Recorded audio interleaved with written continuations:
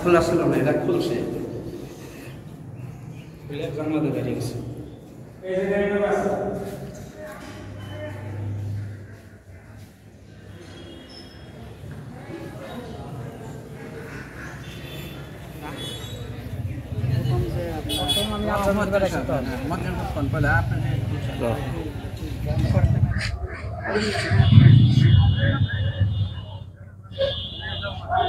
মছজিদত মাজে মাজে আমাৰ দান বাকচ ভাঙি থাকে।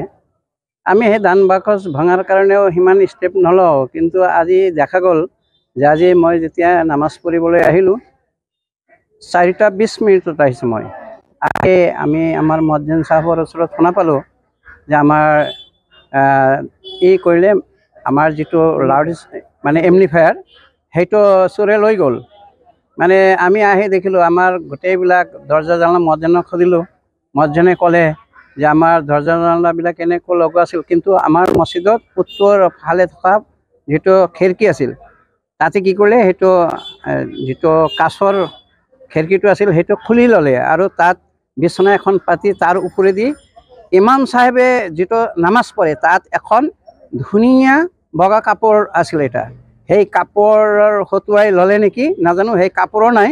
কিন্তু আমাৰ ধৰ্মীয় অনুষ্ঠানবিলাকত এতিয়া মাজে মাজে যেনেকুৱা অৱস্থা হৈ আছে, চুৰি ডকাইতি হৈ আছে, আমি বিভাগীয় কৰ্তৃপক্ষক অনুৰোধ জনাওঁ যাতে এইবিলাকক তদন্ত কৰি এইবিলাকক ধৰি শাস্তি দিয়া হয়, আৰু যাতে আমাৰ ধৰ্মীয় অনুষ্ঠানবিলাকত এনেকুৱা চুৰি ডকাইতি নহয়, তাৰ কাৰণে আমি বিভাগীয় কৰ্তৃপক্ষলৈ আপোনালোকৰ যোগেদি আমি আহ্বান জনাইছোঁ যাতে আগত দিনত আমি আমাৰ মছজিদত সকলোখিনি বস্তু ৰাখি শান্তিত অলপ ঘৰত থাকিব পাৰোঁ।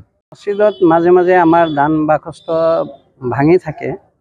আমি সেই দান বাকচ ভঙাৰ কাৰণেও সিমান ষ্টেপ নলওঁ, কিন্তু আজি দেখা গ'ল যে আজি মই যেতিয়া নামাজ পঢ়িবলৈ আহিলোঁ 4:20 আহিছোঁ মই। আমি আমাৰ মুয়াজ্জিন সাহেবৰ ওচৰত শুনা পালোঁ যে আমাৰ কৰিলে আমাৰ যিটো লাউড মানে এমপ্লিফায়াৰ সেইটো চোৰে লৈ গ'ল। মানে আমি আহি দেখিলোঁ আমাৰ গোটেইবিলাক দৰ্জা জালনা মুয়াজ্জিনক সুধিলোঁ।